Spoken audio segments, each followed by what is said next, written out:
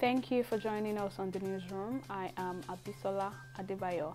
Bandits have released the 29 members of the Nigeria Cell Phone Sellers and Repairers Association's Zamfara State branch abducted along Sokoto Gusau Road last week after payment of an undisclosed amount.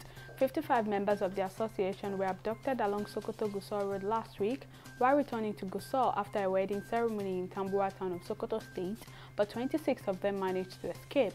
The secretary of the association, Ashiru Zurmi, who confirmed that the 29 members were released by the bandits on Thursday night, explained that ransom was paid but refused to disclose the amount. However, a member of the association revealed that 20 million naira was paid as ransom. The Supreme Court has struck out President Muhammadu Buhari and the Attorney General of the Federation suit challenging Section 84, subsection 12 of the Electoral Act. The case was expunged on the grounds that it lacks the jurisdiction to entertain the suit and is an abuse of court process. The President and his Minister of Justice, Abubakar Malami, had filed a suit at the Supreme Court seeking an interpretation of the controversial clause in the Electoral Amendment Act 2022. In its decision on Friday, the Supreme Court held that President Buhari, having assented to the bill on February 25th, cannot turn around to challenge the same act. In a unanimous judgment delivered by Justice Emmanuel Ajim, the court says allowing the suit to have its way will amount to approbating and reprobating at the same time, and no court of law shall allow that. Senate Minority Leader Philip Aduda on Thursday led the leadership of the People's Democratic Party (PDP) in the Senate to meet with Rivers State Governor Nyesom Wike in Port Harcourt. The meeting was held behind closed doors in the private residence of Governor Wike in Port Harcourt. Meanwhile, the visit of the senators happened a few minutes after the former Minister of Niger Delta Affairs, Godstay Orubebe, equally visited Governor Nyesom Wike at his residence. Meanwhile, Wike had in the past days received top political figures at his private residence in Rivers State. COVID-19 vaccines prevented nearly 20 million deaths in the first year after they were introduced. This is according to the first large modeling study based on data from 185 countries and territories collected from December 8, 2020 to December 8, 2021.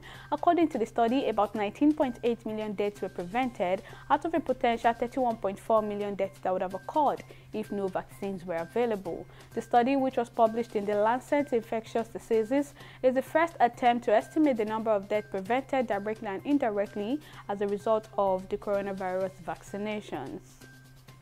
The House of Representatives has resolved to investigate remittances to the Ecological Fund and withdrawals from the account between 2010 to 2022, alleging mismanagement of funds by the beneficiaries. Particularly, the House mandated its Committee on Ecological Fund to investigate the utilization of the Ecological Fund by benefiting government departments and agencies from 2010 to March 2022 and establish any infractions. To establish these facts, the House ordered the committee to conduct public hearings with all major stakeholders on the effective and efficient utilization of the Ecological Fund and report back within 6 weeks for further legislative action.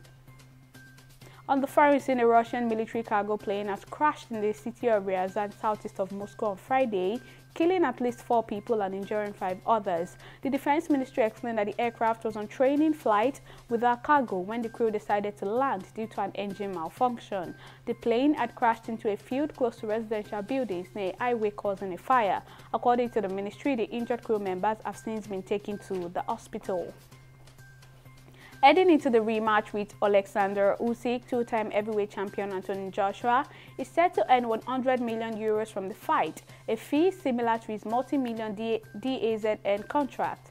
Joshua had lost some of his titles last September as Usyk mauled him at the Tottenham Hotspur Stadium via unanimous decision. Joshua quickly applied his rematch clause, but Russia's unprovoked invasion of Ukraine cast doubt on when the cat would return to the ring. Recently, the duo agreed a showdown date of August 20, where both fighters are expected to receive a mega money payday. But that's all on the newsroom this time. Thank you for watching.